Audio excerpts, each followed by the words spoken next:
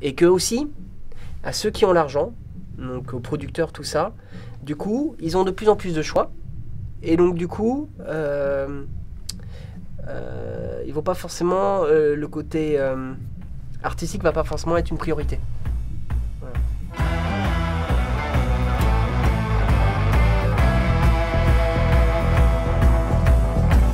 Quand j'étais au lycée, avec mes potes d'enfance, tous les étés, on se faisait des moyens métrages, des trucs comme ça, on se tapait des délires.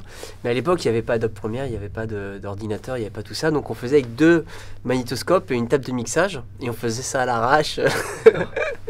Et donc du coup, il n'y avait pas les fondus, il n'y avait pas le générique, c'était sur un carton écrit à l'arrache. Voilà, et après, j'ai fait une école d'ingénieur. Donc j'ai fait une autre voie parce que je ne pensais pas devenir artiste. Ingénieur son, non? Non, arts et métiers. Enfin, j'ai fait l'école des arts et métiers, qui est une école généraliste.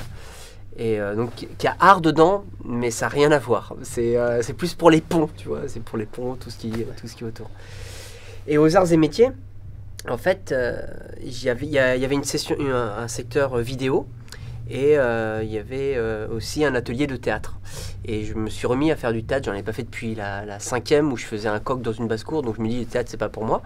Et là, j'en avais refait et ça m'a plu. Et la section vidéo, on faisait plein de petits courts-métrages, plein de petits trucs. Je fais à l'arrache parce que c'était des ingénieurs, donc c'était pas des gens spécialisés là-dedans.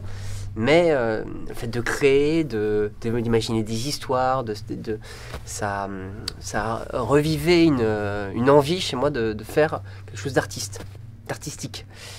Et donc Quand est-ce que tu as décidé de te lancer en fait?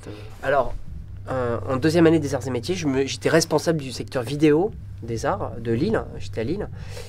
Et on faisait des moyens métrages où il y avait un sort de concours et on avait gagné le concours.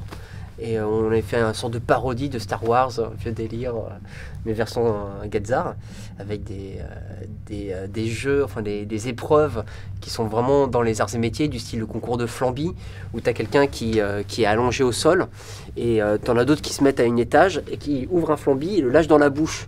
Et en fait, c'est celui qui vient le plus haut, qui vise bien, qui gagne, en fait, un délire comme ça. Voilà. Ou UAIPians, où les UAIPians, en fait, on est par groupe de 5. Je sais même pas pourquoi je parle de... C'est une expérience, c'est bien. C'est une putain d'expérience. Non, mais les arts, c'est super. D'accord. Et bref, à la fin des arts et métiers, j'hésitais entre travailler en tant qu'ingénieur ou faire une école de cinéma. Et ma sœur m'avait dit... école de cinéma. À l'époque, c'était école de cinéma, la FEMIS. Et ma sœur, à qui je suis très proche, m'a dit travaille en tant qu'ingénieur, comme ça te fait une porte de secours en cas où. Et donc, j'ai travaillé 2 ans en tant qu'ingénieur. Pendant ces 2 ans, j'ai continué à prendre des cours de comédie, plus en tant que comédien. Et du coup, au bout de 2 ans, là où je prenais des cours, ils m'ont proposé de les rejoindre, le théâtre de la Reine Blanche, qui n'était pas un théâtre à l'époque. Et du coup, je suis devenu complètement... j'ai fait la bascule et j'ai quitté mon monde d'ingénieur pour entrer dans le monde artistique. J'ai fait une sorte de virage à 180 degrés à ce moment-là. Et donc, par rapport à la réal, oui. Ça va poser la première question, ça va, c'est pas trop long. Première série de questions. Donc, par rapport à la réal, en fait, j'ai fait en 2005, j'ai fait un stage de comédien avec une coach américaine qui s'appelle Susan Batson. Tu vas comprendre pourquoi je parle de ça. Ouais. Qui m'a révolutionné mon jeu en tant que comédien et ma vision artistique. Parce qu'elle c'est une grosse coach américaine, mais vraiment, elle fait tous les films de Spike Lee, elle a coaché Tom Cruise dans Magnolia, c'est la coach privée de Nicole Kidman de l'époque, tout ça, Juliette Binoche. Et j'ai vu la différence entre jouer et être, en fait, et à la fin de ce stage, ça m'a tellement me donné envie de me dire, oh purée, en fait, je kiffe ça, qu'avec un pote, Benjamin Maillet, je sais pas si tu l'as déjà croisé ou autre. Peut-être, je sais plus. Avec un pote, on s'est dit viens, on se fait des petits, on s'entraîne. Donc j'avais une caméra, donc avec des caméras, on a commencé à se faire plein de petits courts métrages. On était 3, tu vois, quelqu'un qui était au son avec la caméra, nous deux on jouait, on tournait, voilà, et on a fait plein de petits cours à l'arrache. Et ça m'a redonné envie d'être réel et d'être de nouveau derrière, même si j'ai jamais quitté le côté d'être devant. Mais en tout cas de mélanger les deux. Hein. Est-ce que pourrais-tu nous en dire un peu plus sur ton dernier court-métrage et qu'est-ce qui t'a inspiré pour écrire cette histoire? Mon dernier court-métrage. Alors dernièrement, j'ai créé une boîte de production et on réalise chaque mois un sorte qui s'appelle Self Story. C'est une sorte de série interactive où le public vote pour la suite. Nous, on a une ligne continue, on sait où on va, mais on ne sait pas comment. Et c'est le public on lui laisse 4 choix à chaque fois et qui nous dit quel choix choisir. Donc je ne réalise pas tout seul, je réalise avec Lucas Rue et avec Nicolas Perrin. Donc on est les 3 de la boîte de production. Et donc voilà, c'est une série un peu absurde, comédie absurde. Et donc tu veux que je te dise quoi par rapport à ça? Est-ce que tu l'as écrit, co-écrit? En fait, c'est plus un travail collectif, c'est-à-dire on l'écrit ensemble. Moi, je joue dedans, donc du coup, on réalise collectivement. C'est vraiment Lucas qui est vraiment le gros chef de la réal, mais on décide avant les plans, qu'est-ce qu'on tourne, comment on le tourne, où on tourne, qu'est-ce qu'on fait. Vraiment, c'est assez collectif à 3 et toutes les décisions sont prises à 3. Le montage derrière, on le fait à 3. Voilà, on essaie vraiment de faire un truc collectif à 3. Et voilà, et on est super content parce que on s'amuse bien déjà à le faire. On a entre 4000 et 5000 vues par épisode, on est au 4e. Donc voilà, le premier il a eu 17 000 vues, mais on a été boosté par YouTube, donc ça compte pas. On a été dans la préférence YouTube, on ne sait pas comment, on ne sait pas pourquoi. Et donc ça, du coup, en une journée, bam, 17 000. Ouf, ça fait plaisir. Bref. Et donc du coup, t'as réalisé combien de courts-métrages? Alors, on va dire d'un point de vue avec une équipe technique, avec vraiment... je vais me les refaire vite fait dans la tête avant de couper au montage. Donc attends, il y avait quoi? Je vais revenir, j'en parle. Jour famille composée. Rédemption. Tac. Alors, sans compter les séries, j'en ai réalisé 6, plus 2 séries. Une de 12 fois 8 minutes, qui est actuellement en post-production, qui s'appelle La Vierge et le Cafard. Ouais. Et celle qu'on fait en ce moment, on est à 4-5 épisodes. La Vierge et le Cafard est un peu plus longue parce que c'est vraiment des épisodes de 8 à 10 minutes. Et l'autre, c'est des épisodes de 4 minutes. Et avant, on avait aussi fait une sorte de saison, mais c'était des trucs un peu plus à l'arrache, où on avait un thème. Et sur ce thème, c'était des petits cours d'une minute, 1 minute 30. Donc c'est pour ça, je les comptabilise moins. Ok. Mais en totalité, j'ai dû en faire 30-40. Ah oui, depuis le début des débuts. Même, je donne des cours en fait dans des cours caméra, des cours cinéma, on va dire, à des jeunes en difficulté ou à des jeunes dans des collèges, mais aussi ça s'appelle le DES, je ne sais pas si tu connais ce principe-là. En fait, ils prennent 6 personnes qui ont un peu plus de mal à l'école et pendant on va dire 6 semaines, ils ont une formation à part. Dans le collège, mais à part, avec des intervenants extérieurs, tout ça. Et moi, j'interviens dans la partie court-métrage où le but, c'est on écrit ensemble, on réalise, et c'est eux qui jouent. Et après, je leur amène à la fin des 6 semaines un produit fini où c'est un souvenir pour eux. Voilà, de 5 à 10 minutes. Oh, c'est bien ça. Ouais, ça les fédère. En général, ils aiment bien. Enfin, le fait d'être acteur, tout ça, de pouvoir voir un petit peu le fonctionnement, c'est comme un jeu, en fait. C'est toujours prendre les choses dans l'amusement et dans le plaisir. Vous pourriez me graver un autographe? Oui, avec plaisir. Tenez. Par contre, j'ai pas de burin sur moi. Oh, mon rendez-vous. Oh là là, j'ai pas le temps, je suis désolé. Faut que j'y aille, je suis en retard. Quelle charge de travail a représenté l'élaboration du film? C'est pas un film, c'est une web-série. La web-série? Ouais. Tu veux que je te parle de ça? Oui. Quelle est la charge de travail combien de temps ça nous prend en fait, c'est ça? Et est-ce que tu as eu recours au système D aussi? Alors, système D, qu'est-ce que tu entends par système D? Système D, c'est équipe réduite. Équipe réduite, notamment. Nous, on veut pas se prendre la tête en fait quand on fait cette série-là. Donc, on le fait en système D, c'est-à-dire faire quelque chose de qualité, mais en équipe réduite. Donc, on est en équipe réduite. Et pour répondre à ton autre question, combien de temps ça nous prend? En gros, on fait un épisode par mois. Après, ça dépend des effets spéciaux que l'on met par épisode. Par exemple, le dernier, il devait y avoir Thor qui devait apparaître. Donc l'épisode 3. Et donc là, Lucas a bien galéré sur les effets spéciaux, sur les fonds verts, parce qu'il fallait des orages, fallait des éclairs, fallait... à un moment donné, il y a un personnage qui représente un peu Loki, qui se multiplie par deux. Donc là, en montage, la partie post-prod, donc montage, a pris beaucoup de temps. Mais là, sur le dernier, on a essayé de faire un truc un peu plus relax, plus tranquille, avec moins d'effets spéciaux. Et donc, en gros, on a une grosse séance d'écriture, voire une séance et demie d'écriture, en fonction du choix du public. Donc, on prend ce temps-là. Après, il y a le temps de prépa, si on a besoin des nouveaux comédiens, les lieux, les espaces, les accessoires si nécessaire. Par exemple, pour l'épisode de Thor, je reviens dessus parce que c'était vraiment avec le plus de contraintes. Le costume de Thor, faut savoir que dans toutes les boutiques de Paris, c'est un costume pourri, mais vraiment pourri à ce point-là. Mais on était dégoûtés. Et à chaque fois, on tape sur internet, on voit des beaux costumes, mais ils venaient des États-Unis. Donc du coup, on a dû en commander un des States pour venir, en sachant que le costume n'est pas livré avec le marteau. Donc pareil, il avait fallu chercher comme des dingues pour avoir un putain de marteau. Le seul qui est disponible, c'est un marteau de Walt Disney, mais pour enfants, tu vois, qui fait bup, en plastique, tu vois, bup. Donc pareil, ça nous a pris beaucoup de temps de prépa pour celui-là. Voilà. Et après la post-prod, on compte au moins une semaine. On fait des petits teasers aussi, donc on prévoit au moment des tournages également on met 4 jours avant l'épisode, histoire de dire attention, l'épisode arrive, pour prévenir les gens. Et voilà quoi. Donc le mois est bien nécessaire. Ok.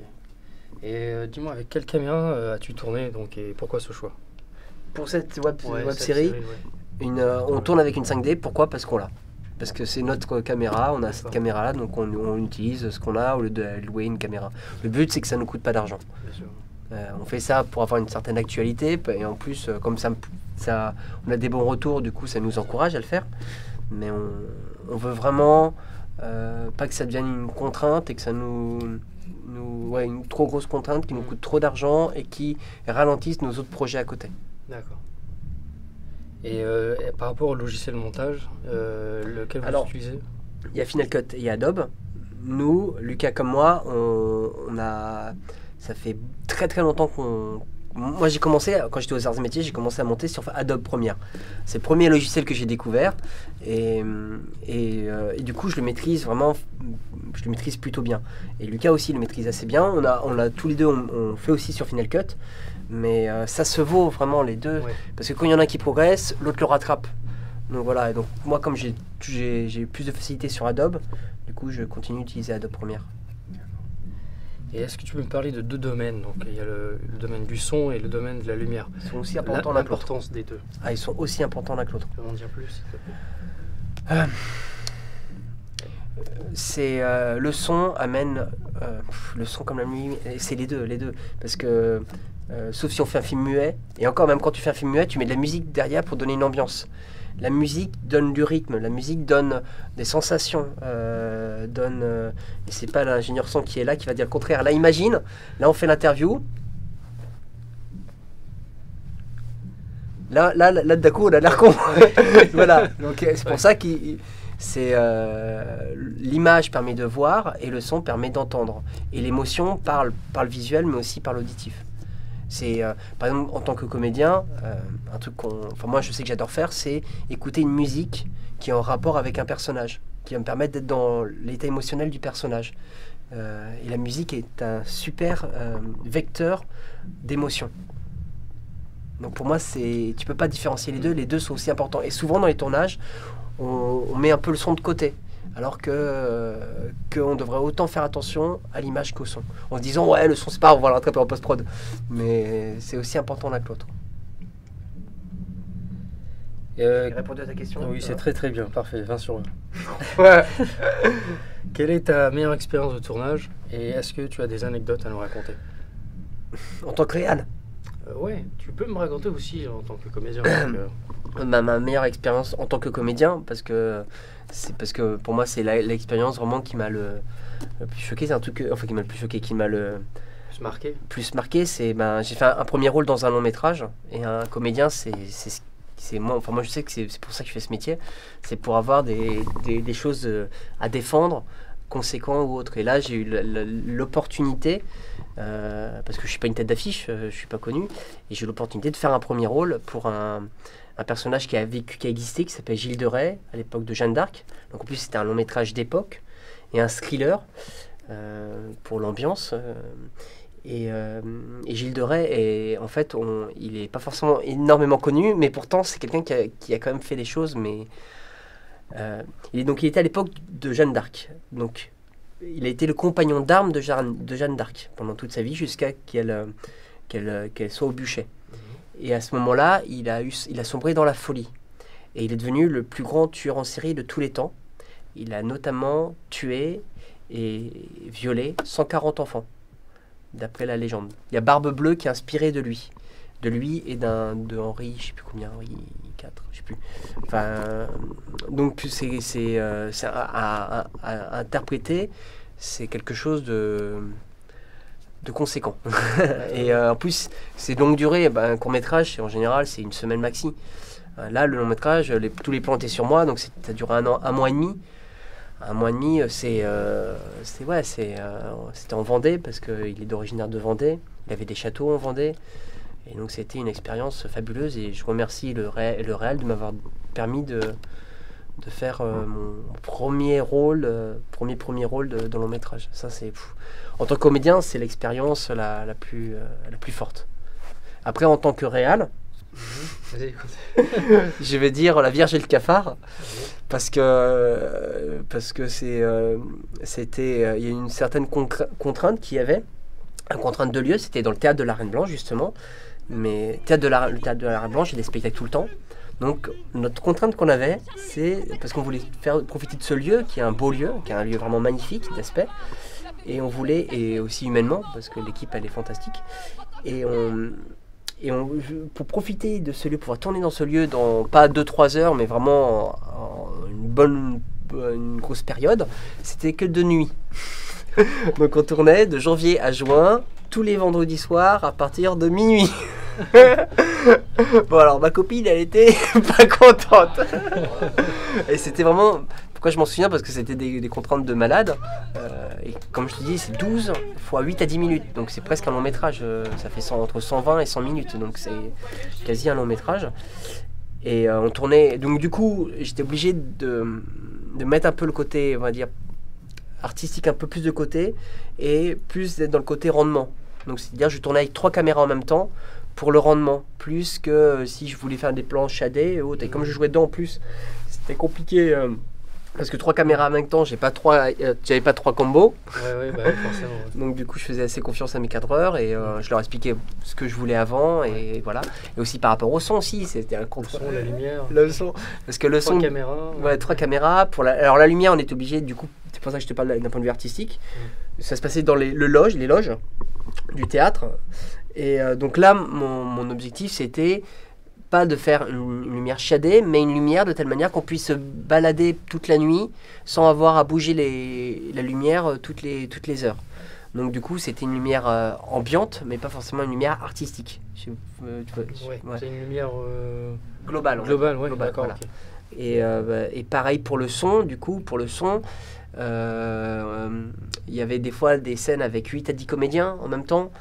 Parce que ça bougeait dans tous les sens, je faisais beaucoup de mouvements. Et donc du coup, c'était compliqué aussi pour le son, parce qu'on n'avait pas 8 à 10 micro-cravates. Donc du coup, pareil, on tournait avec 2 perches qui essayaient de choper dans les 2 espaces différents. Et heureusement, il y avait un sorte de poteau en hauteur où les perchemans se mettaient sur le poteau. Du coup, ils étaient pas... on pouvait tourner dans tous les sens, surtout qu'il y avait des miroirs. Il y avait il y a des miroirs, il y avait des miroirs partout. C'est des loges. Ouais. Des loges indiquent miroir, quoi. Ah ouais, c'est... Donc voilà, là on a pu vraiment faire des trucs un peu plus artistiques, c'est dans d'autres espaces que ces loges, par exemple dans le théâtre, dans la salle même, mais vraiment dans les loges, voilà, et comme c'est la nuit, je pouvais pas je devais aller vraiment à l'essentiel. C'est Hubert qui nous a tous sauvés, parce que c'est quelqu'un de carrément bien, avec un super fond, contrairement à toi qui dis que je pense pas avant de parler. Carrément lui. Est-ce que tu as toujours voulu faire ce métier et est-ce que tu arrives à en vivre de ta passion? Alors, pour répondre par rapport à ma question, non, vu que quand j'étais à l'école, je faisais juste continuer mes études sans me poser de questions si ça me plaisait ou pas. C'est pour ça que je suis devenu ingénieur, parce que je savais pas trop ce que je voulais faire. Et c'est vraiment, je te dis, c'est aux arts qu'il y a eu un déclic. C'est le fait qu'il y ait une certaine liberté, que pour moi aux arts, on apprend plus dans les activités annexes que dans les cours même. Le plus dur, c'est d'y rentrer, c'est de passer cette période de prépa. Mais une fois qu'on y est, il y a un niveau un peu en dessous. Et par contre, dans la vie extrascolaire est très très riche, et vraiment très très riche. Je ne vais pas rentrer dans les détails, mais elle est très très riche, et j'ai vraiment appris énormément là-dedans. Et notamment le fait de faire... j'ai même un groupe de rap, le premier groupe de rap des arts et métiers, avec un pote. Et voilà, enfin, j'ai vraiment retrouvé ma vie de création, mais je l'ai toujours eu, en fait. Oui, c'est juste, ça a été une concrétisation. C'est que je me suis dit, mais oui, c'est vraiment ce que je veux faire. Mais je l'ai vraiment toujours eu, parce que je sais pas si je le dis à la caméra ou pas. Écoute, mais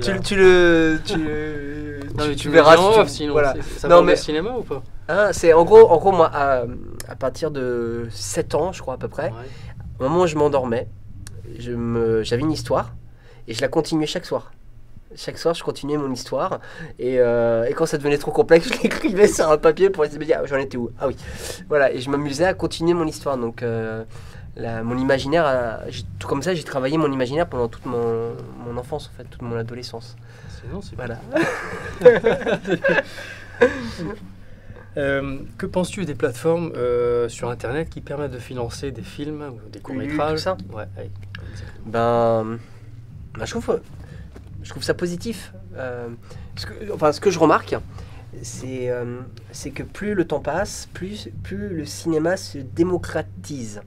Ça veut dire, comme je te disais, quand j'étais aux arts, Adobe Premiere, Final Cut, ça n'existait pas. Moi, je faisais, même avant les arts, je faisais avec 2 magnétoscopes et ma table de mixage. Et après, j'ai découvert Adobe Premiere. Maintenant, j'ai découvert le principe de fond vert qui devient de plus en plus accessible. Et donc, maintenant, avec des caméras numériques, on peut réussir à faire de la très bonne qualité. Il y a des longs métrages qui se font en 5D. Donc je trouve que ça se démocratise. Après, c'est le piège. C'est du coup, tout le monde veut en faire, et du coup, il n'y a pas forcément des subventions pour tous. Voilà, mais je trouve ça super.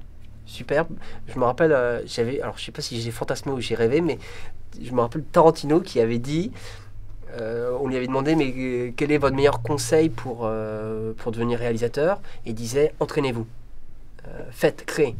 Et je trouve ça vraiment super. Et donc je pense que j'ai détourné ta question. Oui, parce qu'en fait, tu as rebondi sur la suivante. Ah merde, je suis désolé. C'est pas grave.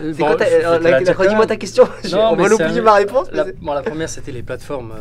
Ce que je pense de tout ça. Qu'est-ce que tu en pensais? Et en fait, avec ta réponse, tu as rebondi sur la suivante. D'accord. Ça montre que tu as très bien écrit ton interview. T'as vu quand même? Alors, pour répondre à Ulule, tout ça, par exemple, j'ai utilisé KissKissBankBank.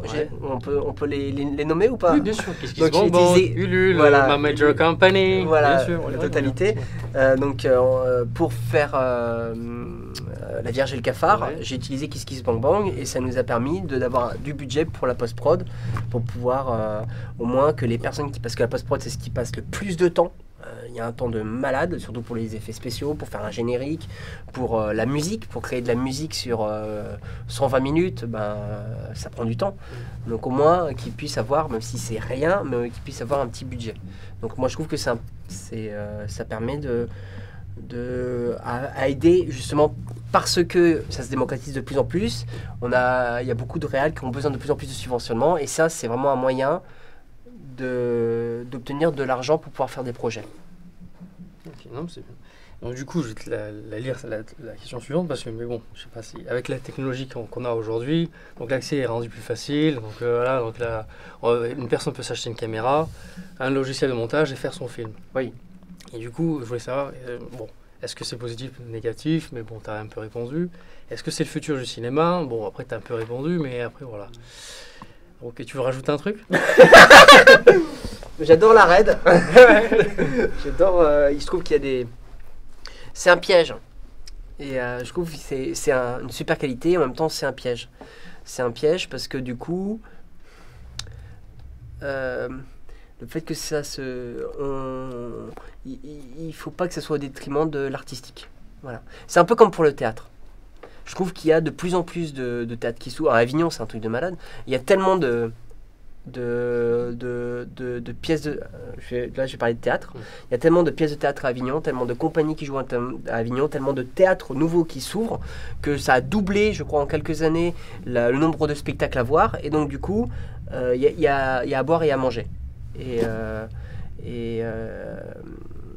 c'est une qualité, mais du coup, des super pièces ou des super films peuvent passer à la trappe ou ne jamais être vus parce qu'on n'a pas le temps de tout voir. Et que aussi, à ceux qui ont l'argent, donc aux producteurs, tout ça, du coup, ils ont de plus en plus de choix. Et donc, du coup, ils vont pas forcément, le côté artistique va pas forcément être une priorité. Voilà. Tu penses qu'ils vont s'orienter vers quoi? Vers... Fais attention à ce que je réponds, pas me faire griller non plus. Ah, t'inquiète pas, ça reste entre nous. T'as juste deux caméras qui filment, c'est tout. C'est tout, ouais. En fait, quand t'as une quinzaine de scénars et que tu sais que techniquement tu peux en lire que 5, tu vas peut-être lire les scénarios venus de gens connus ou d'amis qui t'ont dit tiens lis-moi ça, et ceux les gens que tu connais pas forcément de producteurs, tu vas être au bout, ils vont peut-être finir à la poubelle. En bas de la pile. Ouais. Voilà, en bas de la pile. Alors que peut-être que tu as quelque chose de qualité en bas, mais du coup vu que là c'est plutôt un pote ou c'est plutôt quelqu'un voilà, il va passer en priorité. Avec qui souhaiterais-tu travailler si tu en avais la possibilité?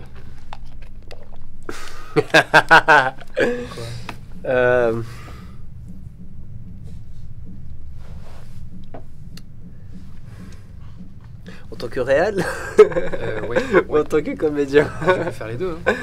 Alors en tant que réal, oh purée, attends, faut que je réfléchisse, là j'ai pas de nom qui vient en tête là. Je te laisse 2 minutes et je reviens. Qui j'ai envie de travailler en tant que...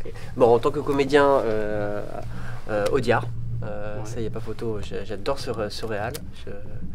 Et en tant que réalisateur, tu aimerais travailler avec quelle comédienne ou comédien? Oh, il y en a pas mal. Hein. Bon, je valide, c'est bon. Question suivante. Non, mais je vais te dire, je sais pas. Il y en a plein. J'en ai plein. Mais bon, on va pas choisir. Moi, c'est normal.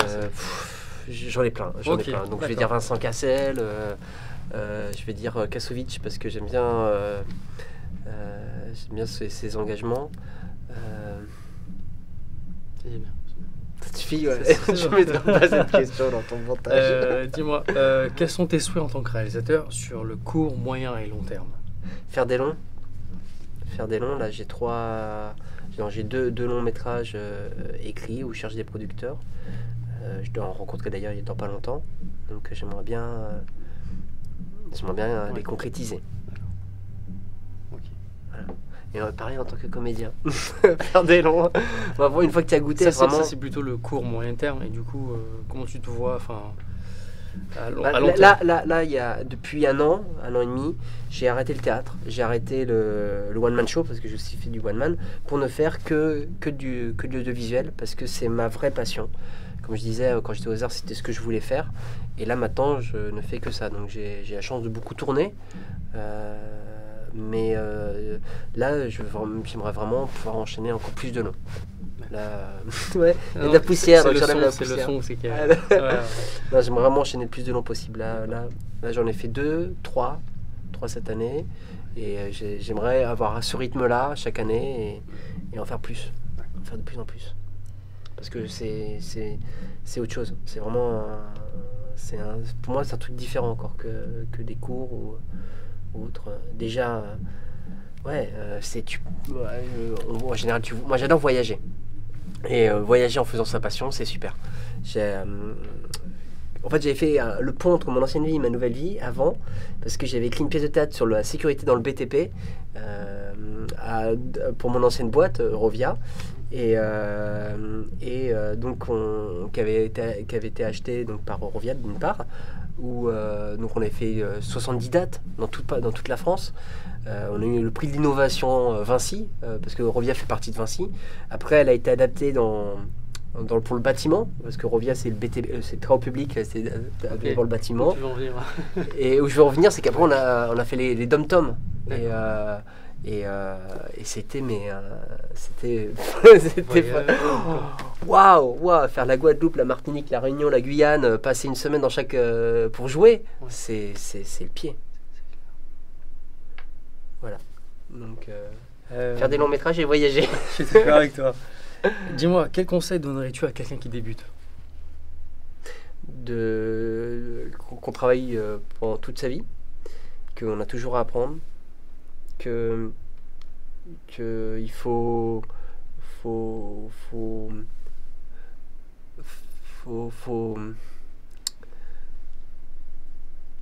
être le plus ouvert possible, ouvert aux critiques, ouvert aux autres, et que c'est un métier de passion. Donc faut être passionné. Il faut vraiment aimer ce métier et jamais oublier que c'est un plaisir et un jeu, avant tout. C'est un travail, mais ça doit rester on doit être des grands enfants pour créer, pour créer, je pense qu'on doit garder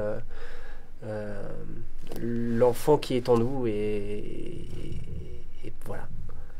Pour conclure, quel est le film que tu as particulièrement aimé ces derniers temps et pourquoi?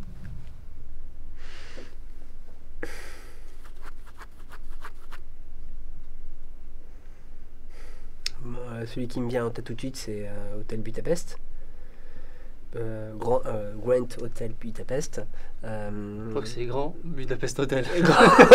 Grand Budapest, Je crois. celui-là. Ouais. Parce que le rythme, j'ai pas forcément apprécié le rythme, mais par contre, j'ai adoré la patte du réalisateur. Parce qu'il y a des films où tu sens pas le réal, et lui, tu ne peux ne pas la sentir. Tu ne peux pas ne pas la sentir. Elle est hyper présente. C'est drôle parce qu'il filme limite comme si c'était du théâtre. C'est très... c'est son univers à lui. Et j'adore les réalisateurs qui ont leur propre univers, comme Tim Burton, où quand tu te découvres, enfin, tu es vraiment dans son univers. Il n'y a que lui qui peut faire des films comme ça. Et pour Wes Anderson, c'est pareil. C'est tout de suite, dès les premiers plans, tu fais, c'est du Wes Anderson. Et ça, j'adore. D'accord. Une dernière question. Allez, J'aimerais, parce soyons qu'en fait, fous. que penses-tu du cinéma français actuel?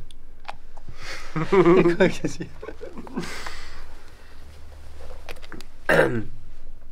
Je pense que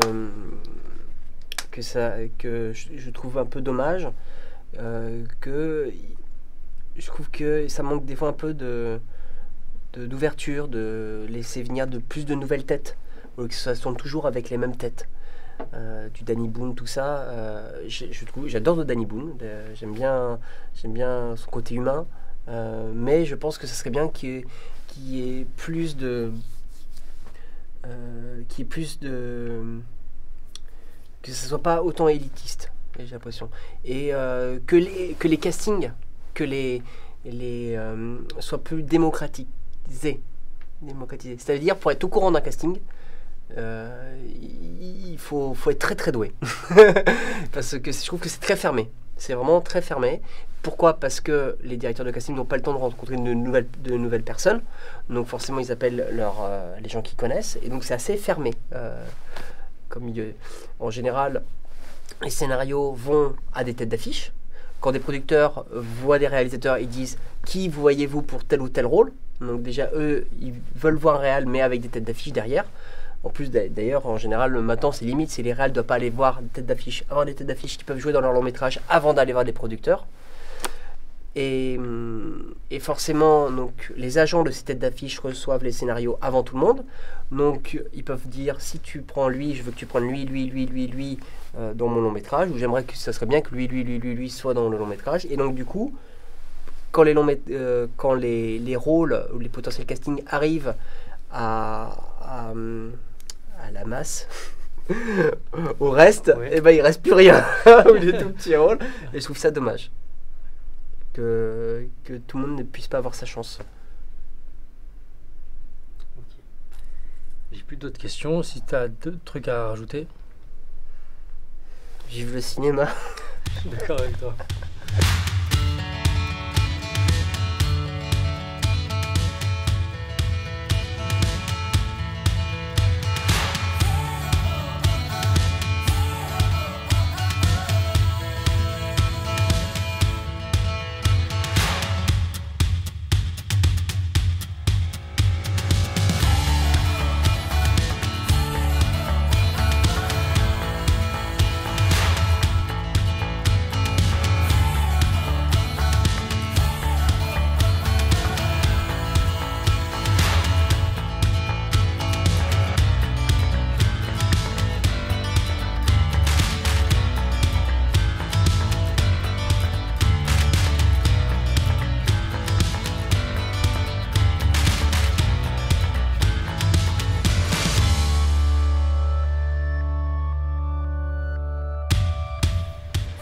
Pourrais-tu nous en dire un peu plus sur ton dernier...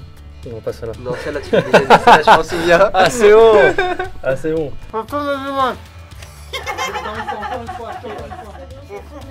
C'est tourne-son. Ça tourne au son. Ok, session... Ça tourne au son. Ouais, j'adore mon son. C'est tourne au son. Session 16.